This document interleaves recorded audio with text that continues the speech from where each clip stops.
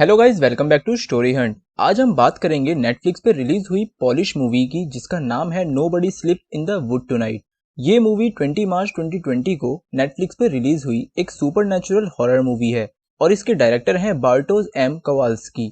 खैर, बिना time waste किए सीधा चलते हैं हम स्टोरी की तरफ। ये स्टोरी स्टार्ट होती है पास्ट सीन से। एक पोस्टमैन चिट्ठी लेकर एक जंगल में बने घर पे जाता है। घर के अंदर एक औरत बहुत लाउड म्यूजिक लगा के खून लगे हुए कपड़े साफ कर रही होती है। घर के अंदर ज्यादा कुछ खास सामान नहीं होता, बस दो बच्चों की फोटो लगी दिखती है, जिसके बारे में हमें आगे पता चलेगा। पोस्टमैन कई बार आवाज लगाता है और डोरबेल रिंग करता है, बट अंदर बैठी औरत को कुछ भी सुनाई नहीं देता। पोस्टमैन घर के आसपास देखने लगता है।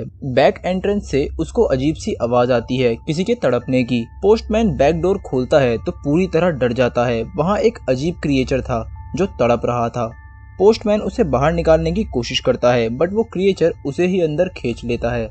अब स्टोरी प्रेजेंट में आती है। उस पोस्टमैन के साथ हुए हादसे को 30 साल हो चुके होते हैं और अब उस एरिया को कैंप के लिए यूज किया जा रहा था। ये एक ऐसा कैंप था जहां बच्चे अपनी ड्रग्स, मोबाइल्स और गेम्स की एडिक्शन से डिटॉक्स होने आए होते हैं। यहाँ टोटल 50 बच्चे इकट्ठे होते हैं। सारे बच्चों को कैंप लीडर्स 10 ग्रुप में बांट देते हैं। एक ग्रुप में 5 बच्चे और एक गाइड होता है। कैंप लीडर सबसे उनके मोबाइल टैबलेट्स वगैरह जमा करने को कह देते हैं और उनको ट्रैकिंग की डिटेल्स बताते हैं। सीन चेंज होता है और हमें फिर से वही घर वाली औरत दिखाते हैं जो अब बूढ़ी हो चुकी होती है। वो उस क्रिएचर के लिए एक हिरन का शिकार करके लाती है, बट जब वो उस हिरन को नीचे बेसमेंट में फेंक रही होती है तब उसका पैर फिसल जाता है और वो नीचे बेसमेंट में गिर जाती है। उसके पास से कीज भी गिर जाती हैं। वो क्रिएचर कीज से उसके पैर में बंधे लॉक को खोल देता है और उस औरत को मार देता है। यहाँ हमें पता चलता है कि वो क्रिएचर ह्यूमन जैसा ही है, बट काफी अगली है। वो क्रिएचर फर्स्ट टाइम बेसमेंट से बाहर निकलता है। वहीं कैंप में एक प्रीस्ट आता है जो कि सबका मनोबल बढ़ाता है और उनके जमा किए हुए गैजेट को हॉली वाटर से प्योर करता है। ग्रुप्स बनने के बाद सब लोग 3 दिन की ट्रैकिंग एंड कैंपिंग के लिए रेडी हो जाते हैं। ग्रुप नंबर 4, जिसकी गाइड ईजा होती है, वो सबको इंस्ट्रक्शन दे रही होती है। ग्रुप के मेंबर्स का नाम होता है जोसिया, एनाइला, बार्टेक, डैनियल एंड ज़ेलेक।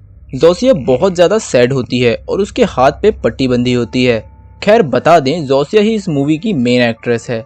सब लोग अपने अपने बैग्स उठाते हैं और ट्रैकिंग के लिए निकल पड़ते हैं। ज़ुलेक जोसिया से बात करने की कोशिश करता है और अपना इंट्रो देता है।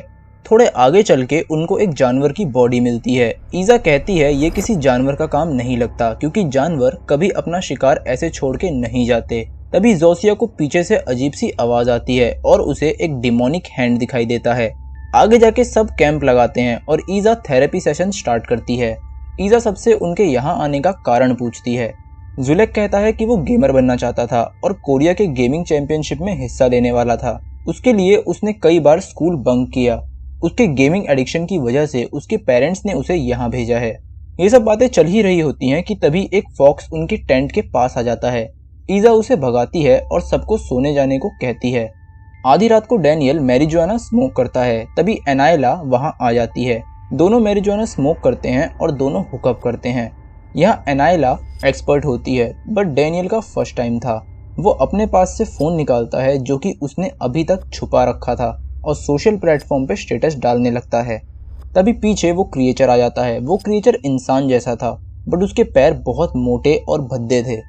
वो डैनियल को पकड़ लेता है। डैनियल काफ़ी कोशिश करता है बट छुड़ा नहीं पाता, क्योंकि वो क्रिएचर बहुत ज़्यादा स्ट्रॉन्ग होता है। वो डैनियल को पेड़ पे पटक पटक के मार डालता है। नेक्स्ट मॉर्निंग जोसिया एक बैड ड्रीम के साथ उठती है, जिसमें वो कार में होती है अपनी फैमिली के साथ। उसकी मॉम सेल्फी लेने के चक्कर में कार का एक्सीडेंट करा देती है।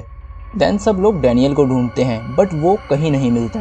देन ईजा सबसे पूछती है कि कल रात क्या हुआ। देन सबको मैरिजुआना और हुकअप वाली बात का पता चलता है। जोसिया को पेड़ पे ब्लड मार्क्स मिलते हैं और वो ईजा और ज़ुलेक के साथ डैनियल को ढूंढने निकल जाते हैं। बार्टेक और अनाइला को ये आइडिया सही नहीं लगता और वो कैंप साइट पे ही रुकते हैं। अब ये तीनों डैनियल को ढूंढते हुए उसी क्रिएचर के घर पहुंच जाते हैं। घर में कुछ नहीं मिलता, बट जोसिया को बेसमेंट में डैनियल की कटी हुई बॉडी मिल जाती है, जिसे देख के वो बुरी तरह डर जाती है। तभी वो क्रिएचर घर में आ जाता है।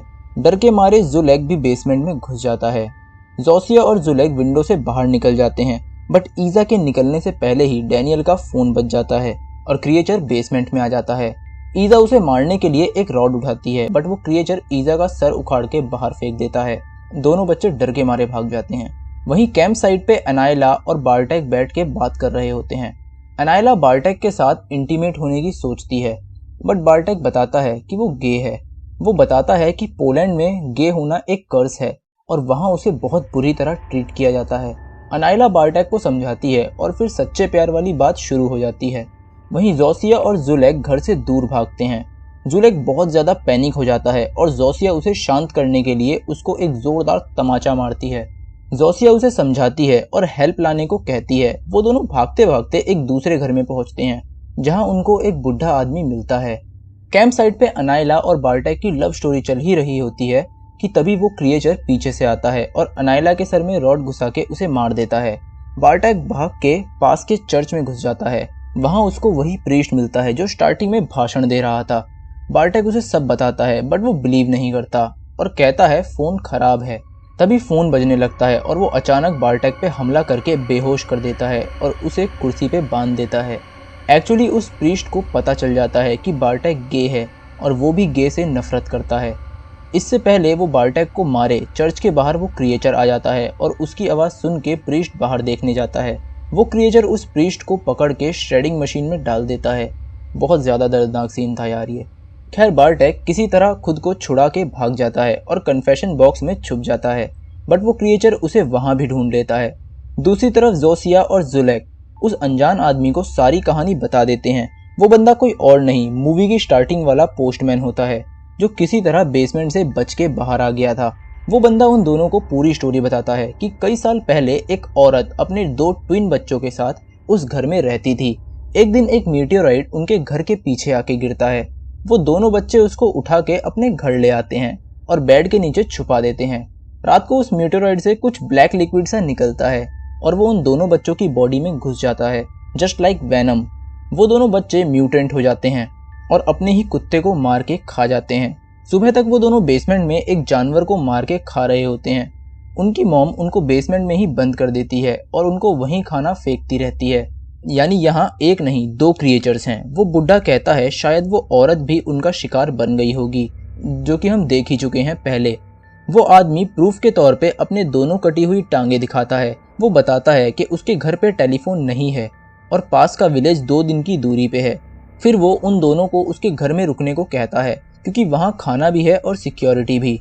जुलेक को आइडिया बहुत पसंद आता है, बट जोसिया अभी भी डैनियल के फ़ोन को लेने जाना चाहती है ताकि वो हेल्प बुला सके। जोसिया जुलेक को लेकर वापस क्रिएचर के घर जाती है। वो जुलेक को नाइफ देती है और फ्रंट डोर पे उसको डिस्ट्रैक्ट करने को बोलती है और खुद बैक डोर से फ़ोन लेके आने को कहती है। जुलेक हिम्मत करके फ्रंट डोर पे पहुंचता है, बट वो क्रिएचर ज़्यादा ही चालाक निकलता है। जोसिया जब फ़ोन उठा के जा ही रही होती है, वो क्रिएचर वहीं खड़ा मिल जाता है। किसी रीज़न से वो जोसिया को मारता नहीं है, बल्कि किस करने की कोशिश करता है। तभी जुलेक पीछे से आके नाइफ उसकी बैक में घुसा देता है। क्रिएचर गुस्सा होके उसको मार देता है और उसकी जीभ काट देता है। इसी बीच जोसिया को चोट लग जाती है और वो बेहोश हो जाती है। तब हम उसका एक और ड्रीम देखते हैं जहाँ पे वो एक्सीडेंट के बाद जिंदा बच गई है। उसके डैड भी जिंदा थे, बट वो बुरी तरह आग की चपेट में आ गए थे। जोसिया चाह के भी उनकी हेल्प नहीं कर पाती। यहाँ जोसिया मेंटल ट्रॉमा से पीड़ित थी। एक एक्सीडेंट में उसने अपनी फैमिली को खो दिया था और अपने डैड को ना बचा पाने की वजह से वो खुद को दोषी मानती थी। इसी वजह से वो कई बार सुसाइड अटेम्प्ट कर चुकी थी, अपने हाथ की नस काट के। जी हाँ, वो पट्टी जो उसने अपने हाथ पर बांध रखी थी वो उसके सुसाइड अटेम्प्ट के घाव थे। उसको इस ट्रॉमा से निकालने के लिए यहाँ भेजा गया था। जब वो होश में आती है तो जुलेक को तड़पता देखती है। जुलेक के पेट में नाइफ घुसा हुआ था और वो उसे निकालने की रिक्वेस्ट कर रहा था ताकि वो शांति से मर सके। जोसिया रोते रोते वो नाइफ निकाल देती है। जोसिया को उस क्रिएचर ने चेन से बांध दिया था ताकि वो उससे अपनी सेक्सुअल नीड्स पूरी कर सके। जिस क्रिएचर को नाइफ मारा था वो ऊपर आराम कर रहा था और दूसरा वाला शिकार करने गया होता है। जोसिया खुद को नाइफ की हेल्प से आज़ाद करती है और ऊपर जाके अपना पूरा गुस्सा उस मॉन्स्टर पे निकाल देती है। वो उस नाइफ से उस मॉन्स्टर को मार मार के ख़त्म कर देती है। दूसरी तरफ उस पोस्टमैन के घर पे कोई आता है और वो पोस्टमैन उसे क्रिएचर समझ के गोली मार देता है। बाद में पता चलता है कि वो बार्टेक था। वो किसी तरह बच गया था उस क्रिएचर से।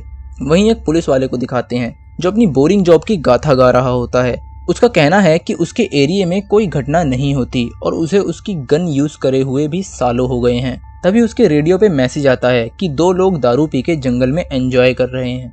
तभी जोसिया घर से भाग के सीधा इसी के पास पहुंच जाती है।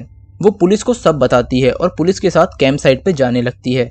रास्ते में दूसरा वाला क्रिएचर पड़ा होता है। जोसिया पुलिसमैन को मना करती है बट वो नहीं सुनता और कार से उतर के उसके पास चला जाता है। वो क्रिएचर उस पुलिसमैन को बीच में से 2 टुकड़ों में काट देता है। खैर जोसिया अब कार में बैठ के कार स्टार्ट करती है और उस सामने वाले क्रिएचर पे चढ़ा देती है और उसे कुचल देती है। जोसिया को लगता है कि वो क्रिएचर मर गया है और वो कार से सीधे निकल जाती है। नेक्स्ट सीन में 2 ड्रंकर्स को दिखाते हैं जो दारू पी के हिटलर का बर्थडे सेलिब्रेट कर रहे होते हैं जंगल में। ये वही दोनों हैं जिसके बारे में पुलिसमैन को इन्फॉर्मेशन मिली थी। उन दोनों ड्रंकर को वो रोड पे पड़ा क्रिएचर दिखता है। वो उसके पास जाते हैं और अचानक वो क्रिएचर दोबारा जिंदा हो जाता है। उसके जिंदा होते ही घर पे पड़ा हुआ ट्विन भाई भी जिंदा हो जाता है। अब इसके पीछे का राज तो दिखाया नहीं गया है बट हम एज्यूम कर सकते हैं कि ये उस मीटियोराइट से निकले ब्लैक लिक्विड की वजह से हुआ होगा, जिससे वो दोनों ट्विन किसी तरह जुड़े हुए हैं या फिर उनकी हीलिंग पावर काफी ज्यादा स्ट्रॉन्ग है। खैर यहाँ पे स्टोरी का एंड होता है। शायद ये इस मूवी का फर्स्ट पार्ट है और जल्दी ही इसका सेकंड पार्ट नेटफ्लिक्स पे आएगा। हमें उम्मीद है सेकंड पार्ट भी इसी तरह एक्साइटिंग और हॉरर होगा। तो चलिए दोस्तों, आपसे मिलते हैं अपने स्टोरी हंट की नेक्स्ट वीडियो के साथ। लाइक एंड शेयर करना मत भूलिएगा। अगर आप न्यू हैं तो सब्सक्राइब कीजिए और बेल आइकन जरूर दबाइए। फिर मिलते हैं दोस्तों स्टोरी हंट के अगले एपिसोड में। जय हिंद, जय भारत।